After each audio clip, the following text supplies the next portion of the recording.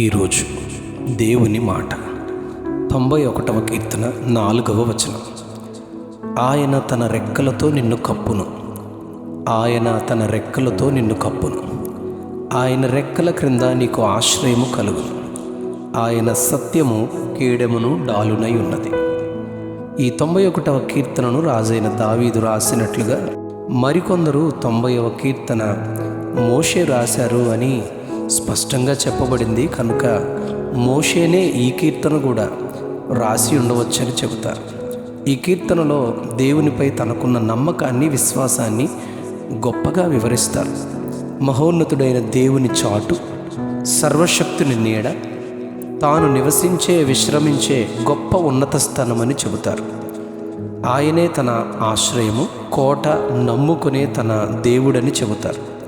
ఈ కోటకు, చాటుకు బయట వేటగాని ఉరి ఉన్నట్లు, నాశనకరమైన తెగులు ఉన్నట్లు, రాత్రివేళ కలుగు భయము ఉన్నట్లు, పగటివేళ ఎగురు బాణమున్నట్లు, చీకటిలో సంచరించు తెగులు ఉన్నట్లు, మధ్యాహ్నమందు పాడు చేయు రోగము ఉన్నట్లు, దాడి చేయడానికి, వేటాడడానికి, భయపెట్టడానికి, పాడు చేయడానికి సిద్ధముగా ఉన్నాయని, వాటి నుండి తప్పించుకోవడానికి కేవలము ఆయన రెక్కలే ఆశ్రయమని చెబుతారు.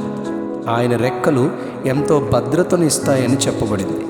అపాయము రానియవని, తెగులున్న గుడారమును సమీపింపనీయవని, మార్గములన్నిటిలో కాపాడునని, తన దూతల ద్వారా రెక్కల నీడను దాగి ఉండే ఆయన పిల్లలను దేవదూతలు కాపాడుటకు ఆజ్ఞాపించునని, పాదాలకు రాయి తగులనీయవని, చేతులపై ఎత్తి పట్టుకునునని తెలియజేస్తారు.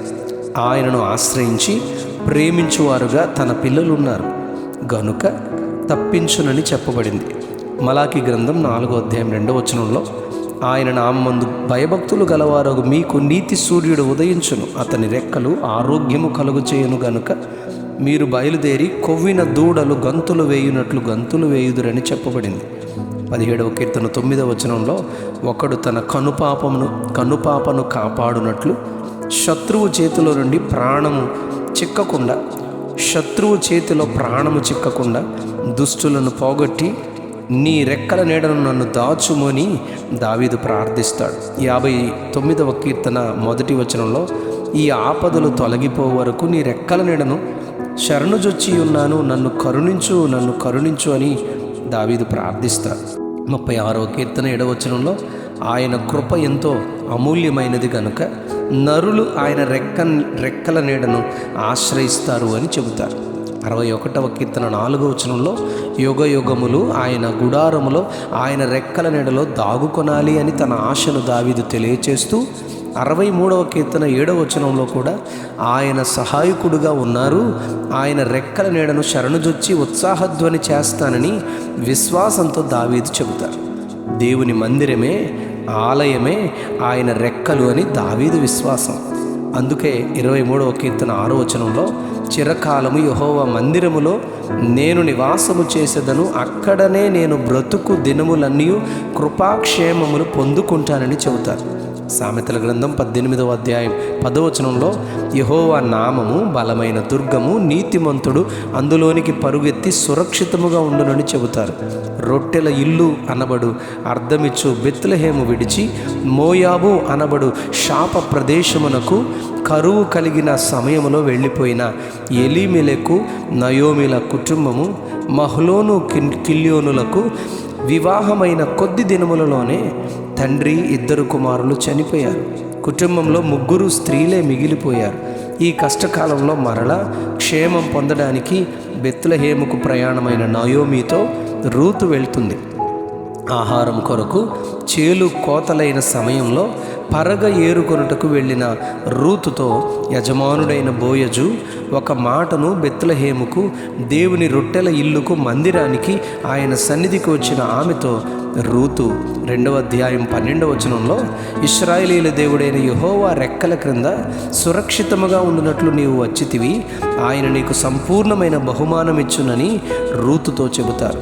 బోయజు అన్నట్లే దీవించినట్లే రూతు జీవితము బోయజుతోనే తిరిగి కట్టబడుతుంది.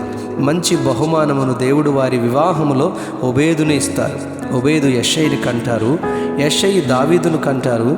వారి కుటుంబంలోనే ప్రభు అయిన యేసుక్రీస్తు వారి ఈ భూమి మీద జన్మించుటకు వారు మార్గమవుతారు. రూతు దేవుని రెక్కల నీడలోనికి రావడం ఈ దీవెనకు కారణమైంది. ఆయన తన